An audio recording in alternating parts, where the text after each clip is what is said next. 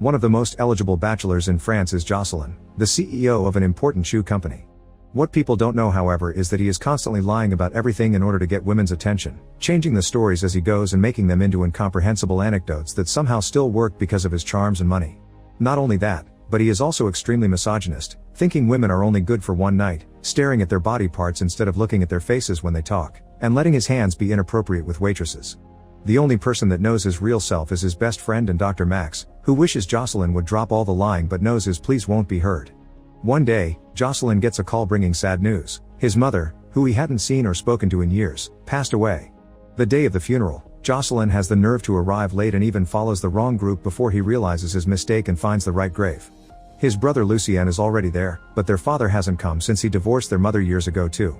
After Jocelyn complains about the priest's speech for being too long, not caring about being disrespectful, Lucien gives him the keys to their mother's apartment, claiming she would have wanted him to visit before it gets sold. The next day, Jocelyn goes to his mother's place and gets a bit nostalgic as he looks at her old things and listens to her old cassettes while sitting in her wheelchair. In fact, hearing his mother's favorite song inspires him to shake around to the rhythm until he's suddenly interrupted by Julie, the new neighbor. She thinks Jocelyn lives here and that he's wheelchair bound, offering help if he ever needs it because she works as a caretaker. Seeing how beautiful she is, Jocelyn decides to play along with the lie and even drops things to the floor on purpose so she'll pick them up for him and give him a chance to get a better look at her body. After they chit-chat for a while, Julie leaves and Jocelyn goes to see Max for his regular checkup since he needs to keep an eye on his health because he's training to run a marathon. Max thinks pretending to be paraplegic just to get a woman is an insane idea, but Jocelyn thinks he's being smart and will go ahead with it. The following day, after a big meeting at work, Jocelyn changes into what he considers disabled clothes to look more pitiful, gets his mother's chair, and visits Julie to invite her to have coffee at his mother's place. They chat for a while, and while Jocelyn makes many mistakes in his story, like saying he doesn't work just because he's disabled, he still manages to charm Julie and she falls for the lie. When she's about to leave, Jocelyn confesses he's the CEO of a company and pretends he lied because he didn't want to be seen just as a rich businessman. This honesty impresses Julie and prompts her to invite him to lunch with her family on the weekend. When the day comes, Jocelyn parks far away from the house in order to put together the wheelchair under the curious eyes of a passing man. Then he rides the chair all the way up the road to Julie's house. He gets to meet all the members of her family, including her older sister Florence, who to Jocelyn's surprise, is wheelchair bound for real. It turns out Julie isn't actually interested in Jocelyn, she's been checking him out as a potential date for her sister. After lunch, Jocelyn and Florence are left alone so they can get to know each other better, and at first Jocelyn stays grumpy because he isn't interested, but he slowly warms up to Florence as she talks more and shows what an interesting person she is. She works as a violinist, but she also plays tennis in the disabled league, and she has a great sense of humor. While their chat turns out to be fun, Jocelyn still would rather have Julie, and he tells Max as much when they meet again. Max once again reminds Jocelyn this is insane, but Jocelyn thinks he's good enough to fake disability in front of another disabled person and not get caught.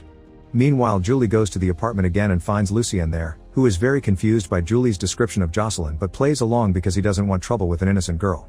The next time Jocelyn visits his mother's grave, Lucien takes the chance to approach him and call him out for his lie, pointing out Jocelyn doesn't like his real self and lies all the time to hide it. The next Monday, Jocelyn goes to work after going out for a run and tells his secretary Marie she doesn't need to come to the office every time because he's installed an intercom. Afterward, he's surprised to hear Florence has come to see him, and since he doesn't have his mother's wheelchair, he improvises by sitting on the desk. Florence assumes he's doing that instead of using the chair because he doesn't want his clients to pity him, which she completely understands, and explains she's come to apologize for her sister, because she hadn't known she had been trying to play matchmaker. Their conversation is interrupted by Marie, who is trying to follow orders and not enter the office, creating a whole ridiculous situation. First she makes funny gestures through the glass wall, then she tries to get Jocelyn to leave the office to speak of a private matter. Jocelyn reminds her to use the intercom, and this results in Marie announcing through the speaker that Max has confirmed Jocelyn's colonoscopy appointment. Thankfully Florence takes it with good humor, and after Jocelyn hangs up, she invites him to come to watch her next tennis match for the tournament that his company refused to sponsor. Before leaving, she also points out that his ad campaign using a black man running is too cliché. Once she's gone, Jocelyn shocks everyone in the office by demanding an employee to check out the disabled tournament for possible sponsorship since he never cared about that kind of thing before. The day of the match comes and Jocelyn decides to attend, which results in having a new whole perspective of Florence. She's impressive on the field, and Jocelyn comes to understand disabled people can play sports as everyone else. He's also surprised to see not only disabled people come to watch these matches. At the end of the match, he tries to leave without being discovered, but Florence turns around the corner and Jocelyn has no choice but to sit in the nearest wheelchair he can find. This turns out to be Florence's everyday chair, which she left in the hallway when she moved onto her sports chair. Jocelyn first says his own chair was stolen, then pretends his secretary left with the car and he forgot his chair inside, but promises to send the chair back to Florence later. Being okay with staying on her sports chair, Florence invites Jocelyn to have drinks with her and the other disabled athletes. At the bar, Jocelyn keeps making lots of inappropriate questions, and has the nerve to look annoyed when he's asked questions in return. When he returns home, he tries to listen to the classical music Florence likes to play, but he still considers it boring. The next day, Marie takes the chair back to Florence together with a sweet message from Jocelyn, who asked Marie to lie as well and to try to find out some extra details about Florence. The plan works and Marie is invited inside to share a drink, giving her the opportunity to get to know Florence better and being impressed by her optimistic sophical view of life. When she returns to the office, Marie brings Jocelyn the schedule of Florence's concerts with her band and informs him she's changed the date of his meeting in Praga to match Florence's performance. Marie doesn't like the fact Jocelyn is lying, so she urges him to go to Praga and tell Florence the truth. In Praga, after his meeting is over, Jocelyn gets ready for the concert and gets in some trouble when he asks the hotel receptionist to find him a wheelchair because he doesn't speak the language and his gesturing is mistaken for something bawdy. In the end, he gets access to a marked cart, which he drives all the way into the concert hall. Watching Florence play is a beautiful experience, although Jocelyn can't stop himself from looking at her body anyway. After the concert, Jocelyn approaches Florence to congratulate her while pretending he was in Praga for business and finding her concert had been a coincidence. Seeing this as an opportunity, Florence invites Jocelyn to have dinner with her instead of going out with her fellow band members. The dinner is lovely and the two of them have lots of fun together. Jocelyn's glee even prompts him to sing along to the restaurant's band when they play his mother's favorite song. After dinner, Florence invites Jocelyn to come to her hotel room with her, and while at first Jocelyn accepts, on their way there he starts feeling guilty and turns the invitation down, claiming it's not right. Before leaving though, he kisses Florence on the cheek. When she returns to Paris, Florence shares with Julie what happened, making Julie think that Jocelyn can't use his male equipment because of his disability. But even if that's true, Florence doesn't care, because Jocelyn makes her laugh and makes her feel like a full woman again. Jocelyn continues to train for the marathon and attends an office party, where he confesses to a nervous Marie that he hasn't told Florence the truth yet. The next time he listens to classical music, Jocelyn likes it much more, and he gathers the courage to invite Jocelyn to have dinner at his house. He tells Max about this plan over dinner, and after ignoring his friend's protests, Jocelyn asks him how paraplegic people do it. Already expecting this question, Max reads about it and shares his findings with Jocelyn, but he still believes it won't work out.